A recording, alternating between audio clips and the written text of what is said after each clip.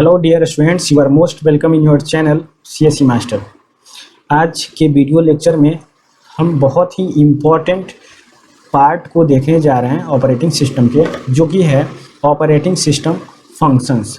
Operating system के जितने भी फंक्शंस हैं, आज के वीडियो लेक्चर में हम लोग उन फंक्शंस के बारे में जानेंगे।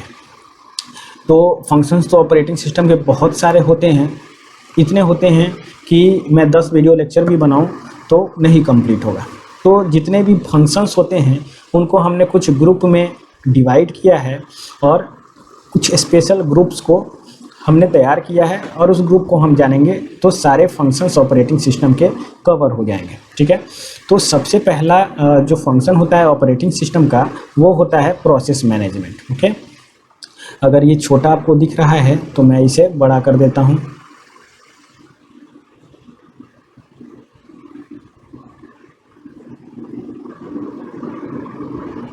ओके, तो जो प्रोसेस मैनेजमेंट होता है, ये सबसे पहले हम प्रोसेस को समझते हैं। प्रोसेस होता क्या है? प्रोग्राम आपने पहले सुना है। प्रोग्राम क्या होता है? प्रोग्राम कुछ इंस्ट्रक्शंस के ग्रुप को कहते हैं जिसका कुछ मीनिंग हो। ठीक है, program is a group of instruction which has some meaning. ठीक है ना, कुछ मीनिंग हो उसका। ठीक है, अब यही प्रोग्राम जब CPU में जाता है, सेंट्रल प्रोसेसिंग यूनिट में जाता है, तो ये एग्जीक्यूट होता है। क्या होता है? ये एग्जीक्यूट होता है, और एग्जीक्यूट होने में कुछ टाइम लगता है। ठीक है, तो जितना टाइम लगता है उतने टाइम के लिए इस प्रोग्राम को हम प्रोसेस कहते हैं। ठीक है ना, मतलब कि जब तक प्रोग्राम रन कर रहा है तब तक के लिए उस प्रोग्राम को प्रोसेस कहा जाता है। इसका मतलब ये हुआ कि process is nothing but it is the running state of what? Program. Okay, it is the running state of program. तो हमने प्रोसेस को समझा, इसको डिटेल में हम समझेंगे। प्रोसेस मैनेजमेंट आपका सेकेंड यूनिट है, उसमें डिटेल में समझेंगे। अभी ऑपरेटिंग सिस्टम प्रोसेस मैनेज कैसे करता है उसको समझेंगे।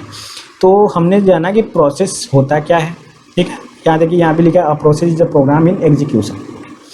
अब एक प्रोग्राम जो है उसका कोई मीनिंग नहीं होता है जब तक कि उसके इंस्ट्रक्शंस को CPU एग्जीक्यूट नहीं करे।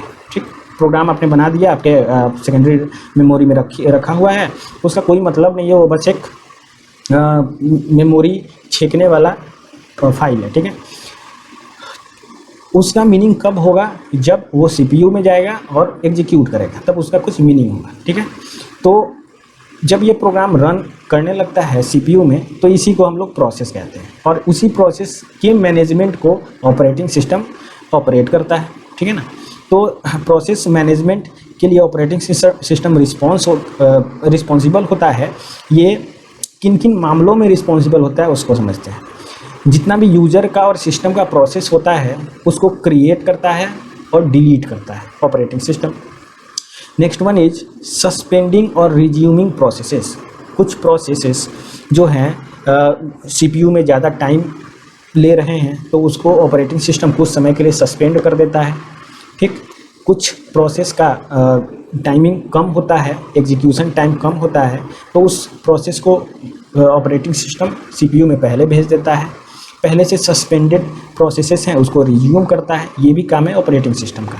अब देखिए, ऑपरेटिंग सिस्टम प्रोसेस सिंक्रोनाइजेशन को एक मैकेनिज्म प्रोवाइड करता है। It is most important point. ठीक है, operating system provide mechanism for the process synchronization. ये एक और मैकेनिज्म प्रोवाइड करता है प्रोसेस कम्युनिकेशन का। ठीक है ना, प्रोसेस एक दूसरे से कम्युनिकेट करते रहते हैं, इसका भी मैकेनिज्म प्रोवाइड करता है। अब एक और मैकेनिज्म ये प्रोवाइड करता है डेडलॉक हैंडलिंग का। अगर हमारे CPU में किसी तरह का डेडलॉक, हमारे सिस्टम में किसी तरह का डेडलॉक आ जाता है तो उसको हैंडल कैसे किया जाए, इसका भी मैकेनिज्म ऑपरेटिंग सिस्टम प्रोवाइड करता है। ठीक है, तो ऑपरेटिंग सिस्टम प्रोसेस मैनेजमेंट को कैसे ऑपरेट करता है इसको हमने समझा। अब हम लोग नेक्स्ट ऑपरेटिंग सिस्टम के फंक्शन को समझेंगे। जो कि है मेन मेमोरी मैनेजमेंट। तो मेन मेमोरी मैनेजमेंट का मतलब क्या है, हमारा जो कंप्यूटर है उसमें एक मेन मेमोरी होता है जो कि बहुत बड़ा साइज़ का नहीं होता है लेकिन मेमोरी होता है। तो इसको भी ऑपरेटिंग सिस्टम मैनेज करता है, ठीक है।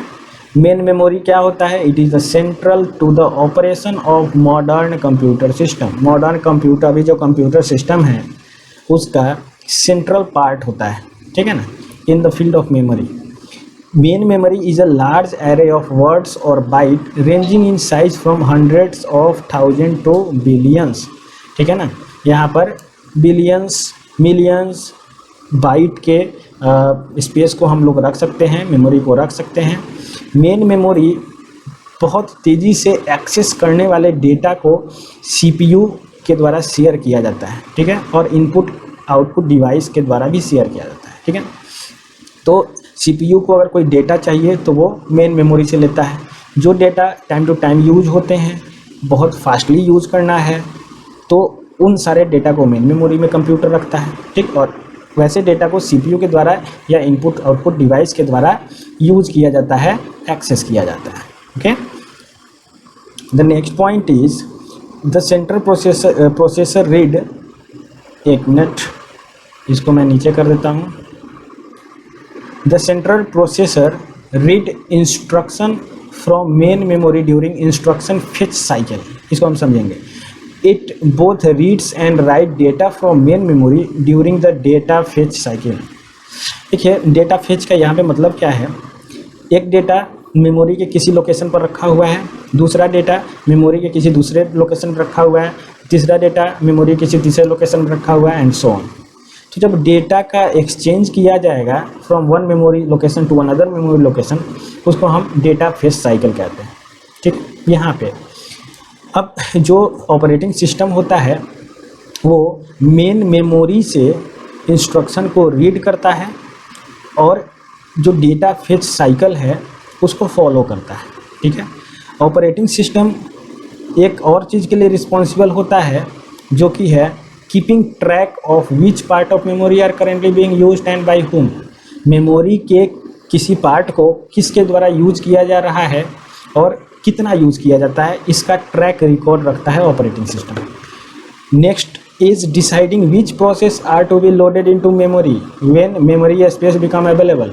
अगर मेमोरी स्पेस अवेलेबल है तो कि कौन से प्रोसेस को मेमोरी स्पेस में रखेंगे, कौन से प्रोसेस को मेमोरी स्पेस में नहीं रखेंगे, इसको भी कौन डिसाइड करता है, इसको भी डिसाइड करता है आपका ये ऑपरेटिंग सिस्टम।